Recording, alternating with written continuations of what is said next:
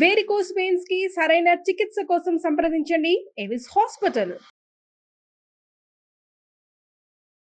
భావేన ముగ్ధచపలేన విలోకనేన మన్మానసే కిమపి చాపలముద్వహంతం లోలేన లోచన రసాయనమీక్షణేన లీలాకిచోరముపగూహితుముత్సుకోస్మి. భాగవత కథాసుధ 6వ భాగంలోకి వచ్చాం. శ్రీకృష్ణ లీలలు వింటున్నాం. మద్ది చెట్ల రూపంలో ఉన్న నలకూబర మణిగ్రీవులిద్దరికీ ఎలా శాప విమోచనం జరిగిందో విన్నాం. తర్వాత కథలోకి వెళ్దాం. అయితే ఏమైందట, ధాన్యానికి పళ్ళమ్మే ఒక స్త్రీ వచ్చిందట. అంటే ఎంత ధాన్యం ఇస్తే అంత ఆ డబ్బా నిండా డబ్బా నిండా ధాన్యం ఇస్తే ఆ డబ్బాడు పళ్ళు ఇస్తుందన్నమాట. ఈ కృష్ణుడు ఆమెను గమనించి ఏం చేశాడట, చిన్న చిన్న చేతులతో దోసెల నిండా పట్టి ధాన్యం పట్టుకొచ్చాట. ఆమె ఆ చేతులు చూసి మురిసి చోట పడిపోయింది. నల్లని చక్కని సౌందర్యవంతుడైన పిల్లవాడు, వాడి ఎర్రని చేతులు పైగా ముద్దుగా పట్టుకొచ్చి ఇవ్వటం. సంతోషపడి ఏం చేసిందట, పిల్లవాడి దోసిలి పట్టనన్ని పళ్ళు కృష్ణుడికి ఇచ్చిందట. కాసేపు అయ్యాక తల మీద ఉన్న గంప బరువులో తేడా తెలిసింది ఆమెకి. ఏమిటో గంప తేడాగా ఉందని చూస్తే అందులో కృష్ణుడు ఇచ్చిన 2 దోసెడు ధాన్యం లేదట.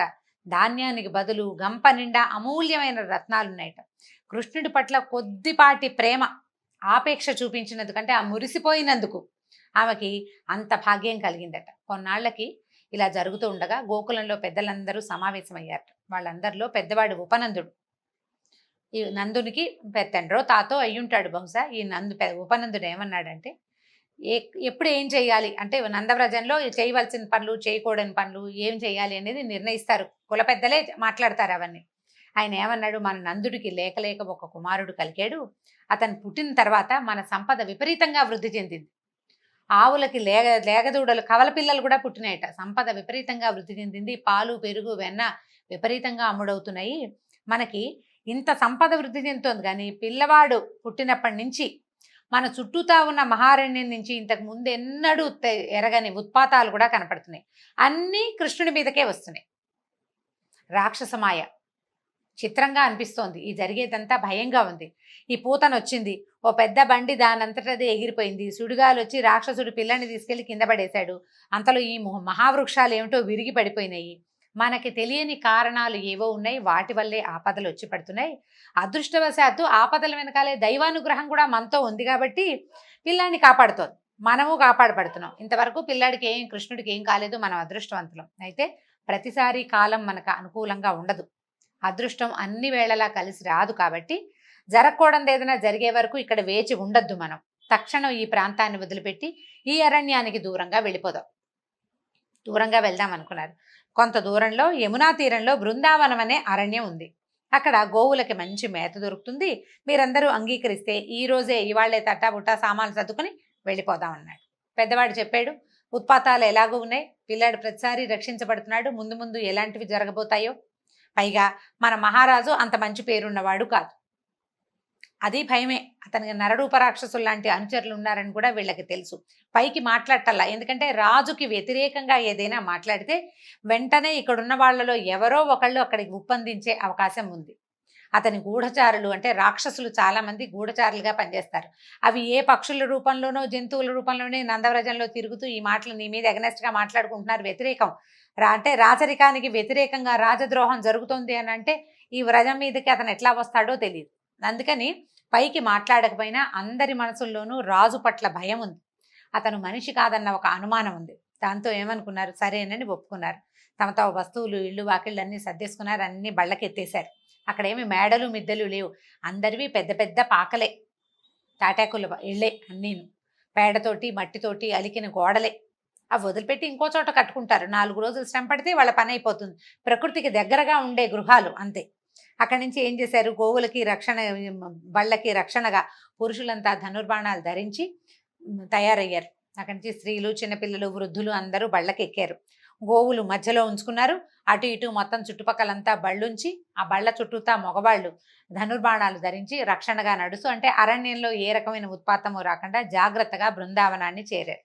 అక్కడ బళ్ళని అర్ధచంద్రాకారంలో నిలబెట్టి అదే తాము నివసించబోయే గ్రామం అని నిశ్చయించుకున్నారు. బృందావనాన్ని, యమునా నదిని, యమునా నదీ తీరంలో ఉన్న గొప్ప గొప్ప చాలా పెద్దవైన సైకత తీరాలని అంటే ఇసుక తిన్నెల్ని, గోవర్ధన పర్వతాన్ని, సమీపంలోనే ఉన్న అందమైన అరణ్యాల్ని చూసి చాలా సంతోషించారు. బలరాముడికి కృష్ణుడికి మరీ ఆనందం. నీళ్లు కనపడితే పిల్లలకి అత్యధికమైన ఆనందంగా ఉంటుంది.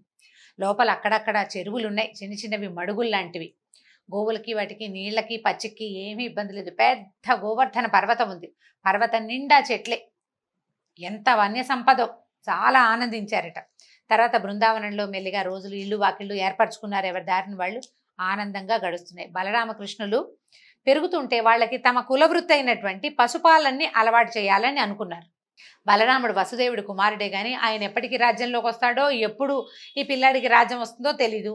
తమ పిల్లాడు ఎలాగో తమ పిల్లాడే కదా, తమకు పుట్టిన పిల్లవాడు తమ వృత్తే చెయ్యాలి. కాబట్టి ఏమనుకున్నారు, కుడి ఎడమగా దగ్గరగా ఒకే వయసున్న పిల్లల్ని ఒక 5-6 పట్టాడు. మొత్తం అందరి చుట్టుపక్కల అదే వయసున్న పిల్లలకి ఏం చేశాడు, చిన్న చిన్న లేగదూడలను అప్పచెప్పి లేగదూడలను మేపుకొచ్చే పని చెప్పాడు. పొద్దున్నే లేచి సద్దన్నే మూట కట్టుకుని ఓ బెత్తాలు తలా ఒక కర్ర పట్టుకుని దూడల్ని దగ్గరలో ఉన్నది, ఎక్కువ దూరం పంపేవాళ్ళు కాదు, చిటి పిల్లలు కదా అందరు చిన్న చిన్న పిల్లలు, అందుకని దగ్గరలో ఉన్న అడవికి తోలుకెళ్ళి సాయంత్రం వరకు మేపాలి. తర్వాత అన్ని దూడల్ని క్షేమంగా తీసుకురావాలి. వీళ్ళతో పాటు కొద్దిగా పెద్ద వయసు పిల్లల్ని కూడా అప్పచెప్పాడు. ఒకళ్ళిద్దరు పెద్ద పిల్లలు, మిగిలిన వాళ్ళు అటు ఇటుగా ఒకే వయసు పిల్లల్ని కొంతమందిని చేర్చాడనమాట. వీళ్ళకి హాయిగా ఉంది. ఈ ఇంట్లో ఉంటే అది ఎక్కద్దు, ఇది కొద్దు, ఇది పట్టుకోదు, ఇది లాగద్దు అని చంపుతారు అమ్మలు. హాయిగా అడవిలోకి వెళ్ళిపోతే ఏముంది, ఇప్పుడు పిల్లలు స్కూల్కి వెళ్ళడానికి ఇష్టపడ్డట్టు స్కూల్లో హాయిగా ఆడుకోవచ్చు. అందుకని వీళ్ళు అడవికి వెళ్ళి ఆ లేగదూడలతో తమ ఇష్టారాజ్యంగా ఆడుకోవచ్చని ఈ అబ్బాయిలిద్దరూ ఈ పనికి ఒప్పుకున్నారు. తర్వాత ఏమైందట, ఒకరోజు పిల్లలంతా ఆడుకుంటుంటే ఒక రాక్షసుడు వచ్చాడు. ఈ రాక్షసుడు ఎట్లా వచ్చాడంటే వాడి పేరే వత్సాసురుడు. ఒక గోవత్సంగా మారిపోయాడు. చిన్న ఆవు దూడ రూపంలో దూడల మందలోకి చేరిపోయాడు. ఎవరికి తెలియకుండా అన్న అన్న చూడరా అని అన్నయ్యకి చూపించాడు. చూపించేసరికి వాళ్ళ బలరాముడు సరే పర్వాలేదు దీని సంగతి చూడాలనుకున్నారు. కృష్ణుడు ఏం చేశాడట, ఆటలో ఆడుకుంటూ ఆ దూడల మందలోకి వెళ్ళాడు. వెళ్ళి ఏం చేశాడంటే వెనక కాళ్ళు రెండు పట్టినట్టు ఈ దూడ చూడండి రా ఎంత బాగుందో అని అందరికీ చూపించాడు. అందరూ చూస్తుండగానే ఏం చేశాడు, ఈ వెనక కాళ్ళు రెండు పట్టుకుని వేగంగా గిర గిర గిర గిర తిప్పేశాడట. ఈ తిప్పుతూ ఉండగానే వాడి ప్రాణం ఎగిసిపోయింది, పట్టేశాడు. ఇంత గట్టి పట్టు, అది మామూలు చెయ్య. చూడ్డానికి ఎట్లా ఉంది, తామర మొగ్గల్లే లేత చెయ్యి. 5-6 సంవత్సరాల పిల్లవాడు, ఎంత బాలుడు, నల్లనివాడు, ఇంత చిన్న పిల్లవాడు చక్కగా మిసమిసలాడుతూ ఉన్నాడు. అరిచేతులు తామర మొగ్గలలే ఉన్నాయి, ఎర్రటి అరిచేతులు. ఆ చేత్తో మొదట పట్టుకున్నప్పుడు మెత్తగా ఉంది, తర్వాత తెలిసింది అందులో వజ్రం కంటే కాఠిన్యం ఉంది ఆ చేతిలో. ఎందుకంటే దుష్ట శిక్షణ చేయటమే ఆ చేతికి తెలిసిన విద్య. ఈ పట్టిన పట్టుతోటి ఈ వెలగ చెట్టు ఒకటి ఉందట, పెద్దది నిండుగా పళ్ళు పండిన చెట్టు. ఆ వెలగ చెట్టుకేసి కొట్టేసరికల్లా ఏమైంది, ప్రాణం పోయింది. ఈ తగిలినగానే వెంటనే అతని నిజ రూపం బయటపడింది. మరణించేసరికల్లా రాక్షసులకి నిజస్వరూపం వచ్చేసింది. అంతకుముందు వాళ్ళు కావాల్సిన ఇచ్చారూపధారులుగా ఉంటారు, కానీ మరణించంగానే వాళ్ళు మహాకాయం బయటపడుతుంది. అయ్యో వెలగ చెట్టుకి తగలటం దూడ రూపంలో తగలలేదు, ముందే ప్రాణం పోయింది. ఈయన చేతిలో ఉండగానే ఇక్కడి నుంచి అక్కడికి వెళ్ళే లోపల ఈ మహాకాయం బయటపడి ఈ మొత్తం ఈ వెలగ చెట్టు మీద ఉన్న పళ్ళన్నీ కిందకి రాలిపోయినాయట. ఈ లేగదూడ రూపంలో వచ్చిన మహారాక్షసుణ్ణి, ఈ వత్సాసురుణ్ణి వధించినందుకు దేవతలు పైనుంచి పుష్పవృష్టి కురిపించారట. అంటే సన్నటి రవ్వగా వాన పడి ఉంటుంది, ఒక జల్లులాగా. పిల్లలు ఆనందిస్తారు చూడండి, చిన్న జల్లు పడేసరికి అంతలో ఆగిపోతుంది, అంతలో ఎండొచ్చేస్తుంది, ఓ పక్కన ఇంద్రధనుసు వస్తుంది, మహానందంగా ఉంటుంది, ఆహ్లాదకరమైన వాతావరణం వస్తుంది. అబ్బో అనుకున్నారు కుర్రాళ్ళందరూ, ఏమిటి ఆ దూడని భలే కొట్టాడు, కొడితే ఇలా అయిపోయింది ఏమిటి. వాళ్ళకి ఈ రాక్షసులు ఈ కృష్ణుడు వాళ్ళని చూసినా బెదరకపోవటం ఈ మిగిలిన పిల్లలకి అలవాటైంది. రెండోది, ఈ 5-6 సంవత్సరాల పిల్లలకి పెద్దగా భయం ఏమీ తెలియదు, అదో పెద్ద విషయంగా చెప్పాలని తోచదు. వాళ్ళలో వాళ్ళే 5-6 చెప్పుకున్నాక ఇంటికి వెళ్ళి చెప్పేందుకు ఏమి ఉండదు ఇంకా వ్యవహారం. అక్కడి నుంచి ఒకరోజు ఏమైందట, ఈ గోపబాలురు మంచినీళ్ళు తాగించడానికి ఈ దూడలన్నింటినీ ఒక చెరువు దగ్గరికి తీసుకెళ్లారు. చెరువు దగ్గరికి వెళ్ళాక దూడలు నీళ్లు తాగాక వాటిని బయటికి తోలి వీళ్ళు కూడా చెరువులోకి దిగారు. వాళ్ళకి మంచినీళ్ళు తాగి బయటకు వస్తుంటే చెరువు గట్టున ఒక కొంగ కనపడిందట. మామూలుగా కొంగ ఎంత ఉంటుందో, చిన్న సైజు, చిన్నగా ఉంటుంది, పొడుగాటి కాళ్ళుండి ఇట్లా పైన శరీరం ఉన్నటువంటి ఇంత పొడుగు ముక్కు, ఏదో కొంచెం చిత్రంగా ఉంటుంది. ఈ ఉన్న కొంగ చిన్నది కాదట, ఎంత పెద్దదోట, చాలా పెద్దది. ఇది చూసేసరికల్లా వీళ్ళు ఆశ్చర్యపోయారు.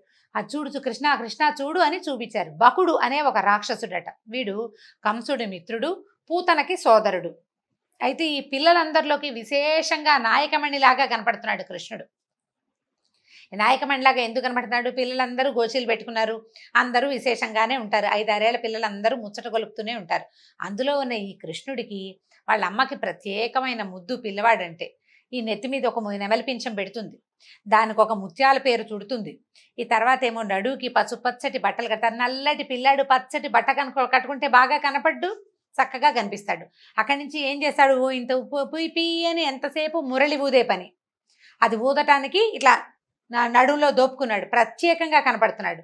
ఈ కనపడుతున్న పిల్లాడిని చూసి ఏం చేసిందట, అతనికి ఏమనిపించింది అంటే, ఒకవేళ కంసుడు వెతుకుతున్న పిల్లాడి వీడేనేమో, మిగిలిన పిల్లల కంటే భిన్నంగా ఉన్నాడు.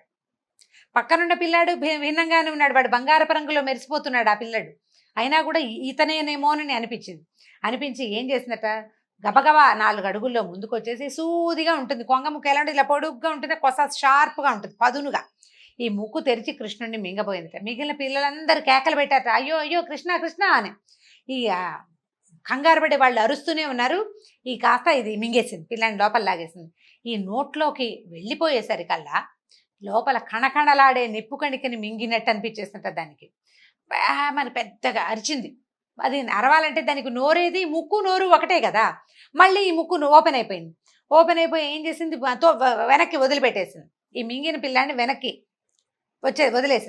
వదిలేసేసరికల్లా ఈ బయటకు వచ్చి నుంచున్నాడు. మిగిలిన వాళ్ళంతా కొంచెం కేరింతలు కొట్టారు, పిల్లలు వచ్చేసాడు కృష్ణుడని.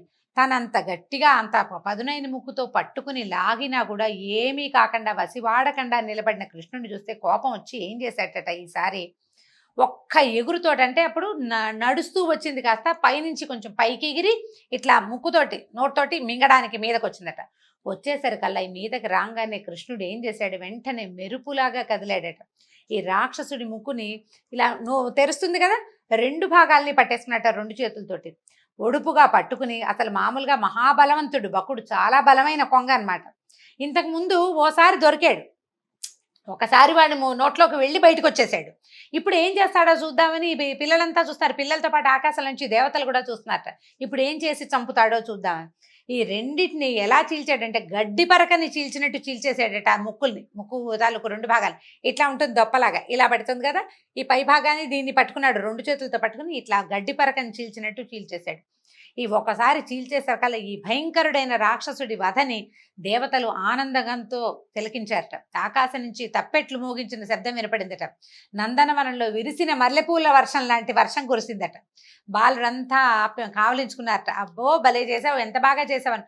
అదేదో ఒక విపరీతమైన చర్యని, అదని పిల్లలకి ఏమి తెలుస్తుంది, పిల్లలకి తెలీదు. అది కాకుండా అపారమైన విష్ణుమాయలో మునిగి ఉన్నారు వాళ్ళు. దాన్ని ప్రత్యేకంగా ఇంటికెళ్ళి చెప్పాలని కూడా వాళ్ళకి తెలీదు. అందరూ దూడలను తోలుకుని ఇంటికి చెప్పారు. కొంతమంది పిల్లలు చెప్పారు, అక్కడ ఏదో వచ్చింది, ఒక రాక్షసుడు, ఒక కొంగ వచ్చింది మీదకి. రాక్షసుడు అని కాదు, ఒక కొంగ వచ్చింది, ఆ కొంగని కృష్ణుడు ముక్కు విరిచేశాడంటే అందరూ ఏమనుకున్నారంటే, అబ్బా పిల్లవాడికి మహా బలశాలి, ధైర్యం ఎక్కువ, భయం లేదు, ఎంత పనైనా చేస్తాడని. అసలే అతనంటే ప్రత్యేకమైన ప్రీతి పిల్లాడంటే. ఇంకా విశేషమైన ప్రేమతోటి ఎంత బాగానో మెచ్చుకున్నారట. గర్గాచార్యుల వారు మహాత్ముడు, ఋషివాకు ఎప్పుడు అసత్యం కాదు, ఆయన చెప్పాడు. ఈ బాలుడు ఎంత బాలుడు, కొండలంతేసి రాక్షసులను కూడా చంపేయగలుగుతున్నాడు, వాళ్ళు దాడి చేయటం ఏంటి, వీళ్ళు మరణించడం ఏమిటి, ఆయన చెప్పినట్టే జరుగుతోంది, అంతా దైవలీల అని భావించాడు నందుడు. పిల్లాడికి మాత్రం నాయన జాగ్రత్త, బలరాముడికి ఎప్పుడూ తమ్ముడిని కనిపెట్టుకుని ఉండాలని బోధించేవాళ్ళు. నిరంతరం తమ్ముడు వెనకాలే ఉండాలి. తమ్ముడు వెనకాల కాదు, తమ్ముడు కింద ఉండేవాడు, ఎప్పుడూ వెనకుండటమే ఆయన పని, ఆయనకు రెండో పని లేదు పాపం. ఒకనాడు ఏమైందట, మిత్రులతో కలిసి అడవిలో గడపాలనిపించింది, ఆడుకుందాము, అందరం అడవిలోనే ఉందామని చెప్పేసరికల్లా సరే వీళ్ళేమనుకున్నారు, సూర్యోదయం అవగానే మొత్తం ఉన్న బాలురంతా అక్కడ నందవ్రజంలో ఉన్న చిన్నపిల్లలంతా చద్ది మూటలు, వేణువులు, దూడల్ని అదిలించుకుంటూ బెత్తాలు పుచ్చుకుని అడవిలోకి చేరిపోయారు. జట్లు కట్టి ఆడుకున్నారు. కృష్ణుడు పరిగెడితే మిగిలిన వాళ్ళంతా పరిగెత్తి పట్టుకునేవాళ్ళు. కోతి పిల్లలు, అక్కడ కోతులు గోళ్ళను ఉన్నాయి, అడవిలో జంతువులు ఉండవు, వాటితోటి కూడా ఇష్టారాజ్యంగా ఆడుకున్నారు. ఎవరు ఏ ఆట ఆడితే ఆ ఆట ఆడేటట కృష్ణుడు. జ్ఞానులకి బ్రహ్మానందమై అనుభవంలోకి వచ్చేది, శరణాగతులైన భక్తులు పరదైతమని ఆరాధించేది, అజ్ఞానులకి కేవలం మానవ బాలుడిగా కనిపించేటువంటి శ్రీకృష్ణుడనే పరబ్రహ్మంతో అనేక జన్మల పుణ్యఫలంగా గోపాల బాలుడందరూ ఆడుకున్నారు. తమతోటి వాడే తమవాడేనన్న భావంతో. భగవంతుడు అన్న భావన ఉంటే దూరం అయిపోతారు, ఆ భావన లేదక్కడ. మనవాడే మనతోటి వాడే. ఇక అట్లా పిచ్చాటలు పిల్లలు ఆడితే ఏముంది, చెట్లు ఎక్కుతారు, అవి ఎక్కుతారు, ఇవి ఎక్కుతారు, ఒకళ్ళ మీద ఉప్పు ఎక్కుతారు, కృష్ణుడి మీద ఉప్పు ఎక్కేవాడే ఒకడు, కృష్ణుడినే ఉప్పు ఎక్కించుకునేవాడు ఇంకొకడు. పిచ్చి ఆటలు ఆడేసుకున్నారు, రోజంతా ఆడుకున్నారట. ఇంతలో అఘాసురుడైనే ఒక రాక్షసుడు వచ్చాడట. వాడు ఎంత భయంకరుడంటే వాడు అమృతం సేవించిన దేవతలకి కూడా వాడంటే భయమేనట. అయితే వీడు పూతనకి బకాసురుడికి సోదరుడు. పూతన నందవ్రజంలోనే మరణించిందని తెలుసు అతనికి. అయితే ఎప్పుడైతే ఇక్కడ జరిగింది, బకాసురుడు మరణించాడని వార్తుంది, నందవ్రజానికి వెళ్ళమని కంసుడు కూడా అతనికి చెప్పాడు. అంతమంది పిల్లలు ఆడుకుంటూ ఉంటే ఒళ్ళు మండిందట, కడుపు మండిందనమాట రాక్షసుడికి. మిగిలిన వాళ్ళకంటే ప్రత్యేకంగా ఉన్న కృష్ణుడు కనిపించాడు. సో నా సోదరుణ్ణి వీళ్ళిద్దరిని చంపినవాడు ఈ పిల్లాడే అయి ఉంటాడు. చనిపోయిన వాళ్ళ ప్రీతి కోసం వీళ్ళందరినీ ఒకేసారి మింగేస్తాననుకున్నాడు. చనిపోయిన రాక్షసులు ఇంకా కొంతమంది పోయారు. ఆ తృణావర్తుడు, శకటాసురుడు వీళ్ళంతా పోయారు. వాళ్ళ ప్రీతి కోసం ఏం చేశాడు, ఈ నోరంతా తెరిచి పెద్ద కొండ చిలువగా మారిపోయాడట. మొత్తం అడవంతా కొండ చిలువ శరీరమే ఉంది. నోరు తెరుచుకుని కూర్చున్నాడు. కూర్చునేసరికల్లా ఇది అది ఎంత పొడుగో, 2 క్రోసుల పొడుగుట, కొండంత లావు. పిల్లల దగ్గరికి వచ్చేసరికల్లా నోరు తెరిచింది. విశాలమైన రాజమార్గంలాగా కనపడుతుంది ఆ నోరు. పాము కదలకుండా ఉంది. అయితే వీళ్ళేమనుకున్నారు, అదేమిటో భలేగా ఉంది, అదేదో కొండగా భావించారు, అది సర్పం అని వాళ్ళకి అర్థం కాలేదు. ఏమనుకున్నారంటే ఇది నోరు తెరిచిన కొండ చిలువలాగా కనపడుతోంది ఈ కొండ అని భావించారు. దాని పర్వతం అనుకున్నారు. సరే ఇంత పెద్ద పాము ఉంటుందా, ఇదేదో కొండలో ఏర్పడిన గుహ అని చెప్పి ఏమనుకున్నారు, ఈ ముందు పాము నాలిక బయటికి లోపలికి సన్నగా కదులుతూ ఉంటుంది. దాని గాలి విడుస్తుంటే వేడుస్తోందట. వీళ్ళు ఏమనుకున్నారు, అడవిలో ఏదో కార్చిచ్చుంది, ఏ పక్కనో ఎక్కడి నుంచో వెచ్చటి గాలి తగులుతుందని భావించారు. చిన్నపిల్లలు వాళ్ళకి ఏం తెలుస్తుంది పాపం. సరే ఏమనుకున్నారు, ఈ గుహలా కనపడుతున్నటువంటి సర్పం నోట్లోకి వెళ్దామనిపించింది. మళ్ళీ అనుమానం వచ్చింది, ఒకవేళ గుహ కాకుండా ఇది నిజంగానే ఏ రాకాసి కొండ చిలువ అయితే ఏం చేద్దాం అని భావించి వాళ్ళలో ఒకడు అన్నట్ట, మనకేం భయం రా, రాకాసి పూతాన్ని చంపేశాడు, బకాసుడిని చంపేసిన కృష్ణుడు మనతోటి ఉంటే మనకేం భయం, మనకే భయం లేదనుకుని చూద్దామనుకున్నారు. అయితే వీళ్ళ ఆలోచనలు కృష్ణుడికి తెలుసు. వాళ్ళు ఎవరెవరు మనసుల్లో ఏమనుకుంటారో, మనసుల లోపల ఎవరున్నారు, వ్యక్తుల లోపల ఉన్నవాడే భగవంతుడు. మన లోపల పెరిగే దీపమే భగవంతుడు. మనం ఎవరికి చెప్పకపోయినా లోపల వాడికి తెలిసిపోతుంది. ఆయనకి తెలుసు కృష్ణమూర్తికి ఈ సంగతి ఏమిటి, వీళ్ళు ఏమేమి ఆలోచించుకుంటున్నారు అని. ఈ బాలుళ్ళకి రాక్షస మాయ తెలియట్లేదు, ఇది రాక్షసుడని అర్థం కాలేదు. వాళ్ళకి తెలిసిందేమిటి, కృష్ణుడు నాడు మనకేం భయం లేదు, ఒకవేళ ఏదైనా అయితే కృష్ణుడు చూసుకుంటాడు అని నిశ్చింతగా ఉండటమే వాళ్ళకి అదే తెలుసు. అంటే భగవంతుడు కూడా మనం భగవద్గీతలో వింటాం, అనన్యాశ్చింతయంతో మాం ఏ జనా పర్యుపాసతే తేషాం నిత్యాభియుక్తానాం యోగక్షేమం వహామ్యహం అన్నాడు. అంటే నన్నే నమ్ము, నన్ను నమ్మండి, నన్ను ఎవడైతే నమ్ముతాడో, వేరే చింత లేక నన్ను నమ్మేవాడికి వాడి యోగక్షేమాలు నేను తప్పకుండా చూస్తానన్నాడు. భగవద్గీత పెద్దవాడయ్యాక కురుక్షేత్రంలో చెప్పాడు. కానీ ఈ పసిబాలుడందరికీ కృష్ణుడున్నాడు, మనకి వీడే దిక్కని భావించారు. అతనున్నాడు, ఆయనే చూసుకుంటాడని ఆ కొండలాగా కనపడుతున్నటువంటి సర్పం నోట్లోకి ప్రవేశించేశారు. వాళ్ళందరూ వెళ్తున్నారు ఒక్కొక్కళ్ళు లోపలికి. వీళ్ళేం చేశారు, దూడలతో సహా లోపలికి వెళ్ళడం మొదలుపెట్టారు. వాళ్ళందరినీ మింగేయాలనుంది వాడికి, కానీ బయట నుంచి కృష్ణుడు రావటం లేదని చూస్తున్నాడు. చివరికి అందరూ వెళ్ళాక కృష్ణుడు ప్రవేశించాడు. సరే లోపలికి వెళ్ళేసరికల్లా, లోపలికి వెళ్ళంగానే కృష్ణుడి ఉద్దేశం ఏంటంటే, నా పైన నమ్మకం ఉంచిన వీళ్ళకి ఏమీ అవ్వకూడదు, నా కోసమని ఈ నోరు తెచ్చి వీళ్ళందరినీ మింగడానికి చూస్తున్నవాడు బతికుండకూడదు. రెండూ జరగాలంటే ఏం చేయాలి అని అనుకుని వాళ్ళందరినీ వెళ్ళనిచ్చి చివరిగా లోపలికి వెళ్ళాడు. ఈ లోపలికి వెళ్ళేసరికల్లా తన వ్యూహం ఫలించింది. తనకు కావలసిన కృష్ణుడు తన నోట్లోకి వచ్చేసాడని ఈ అఘాసురుడు నోరు మూసేసి మింగేపోయాడు. కానీ ఈ గొంతు నోరు మూసే చోట నిలబడిన కృష్ణుడు శరీరాన్ని పెంచడం మొదలుపెట్టాడు. ఈయన పెరుగుతూ ఉంటే గాలి ఆడదు, అది కొంచెం అట్లా అట్లా అట్లా కదులుతూ ఉండాలి. కదిలే అవకాశం ఏది, శరీరం పెరిగిపోతోంది. భూమి ఆకాశాలు ఆక్రమించగలిగిన పాదాలు కలిగిన స్వామి ఆయన ఎంత పెంచగలడు శరీరాన్ని. పెరుగుతూ ఉండేసరికల్లా గాలి లేదు, కనుగుడ్లు బయటకు వచ్చేసినాయట. గాలి ఆడక పాముకి ఇంకా పెరిగాడు, శరీరం సాగిపోయింది. శరీరం లోపల ఉండిపోయిన వాయువు వాడి శిరస్సును చీల్చుకుని బయటకు వచ్చి ఢామ్ అని పేలిందట ఈ సర్పం పెద్ద శబ్దంతో. ఆ అఘాసురుడు మరణించాడు. సర్పం ఉదరం నుంచి వెలువడే విషద్రవాల ప్రభావం వల్ల గోపబాలుడికి వీళ్ళకి ప్రాణం పోయిందండి. క్షణంలో కన్నుమూసేశారు. దూడలు, శిశువులు సమస్తమైన వాళ్ళు నా విషానికి. కానీ కృష్ణుడి చల్లని చూపులు సోకగానే, ఆయన కంటి చూపు సోకేసరికి అందరూ లేచి కూర్చున్నారు. అందరూ కలిసి బయటకు వచ్చారు. అయితే ఈ అఘాసురుడు మరణించగానే అతని శరీరంలోంచి ఒక జ్యోతి వెలువడి ఆకాశంలో ఉందిట. ఈయన లోపల నుంచి కృష్ణుడు బయటకు వచ్చేసరికల్లా ఆ జ్యోతి కృష్ణుడిలోకి లీనమైపోయేసరికల్లా అది ఎంత బాగా చెప్తున్నారో చూడండి.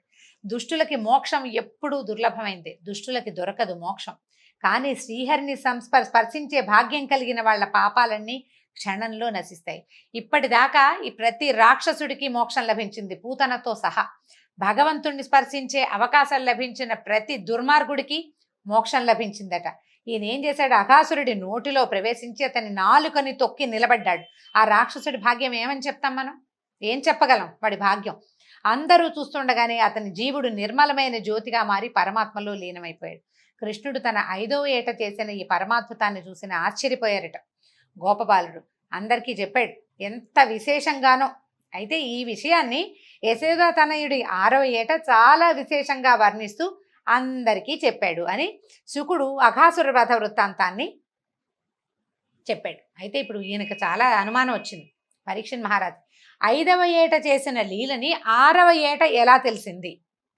5వ ఏట జరిగింది, 5వ ఏటే తెలియాలి, 6వ ఏట ఎలా తెలిసింది అని అడిగాడు. ఆ విశేషం ఏంటో రేపటి కథలో చెప్పుకుందాం. నమస్కారం.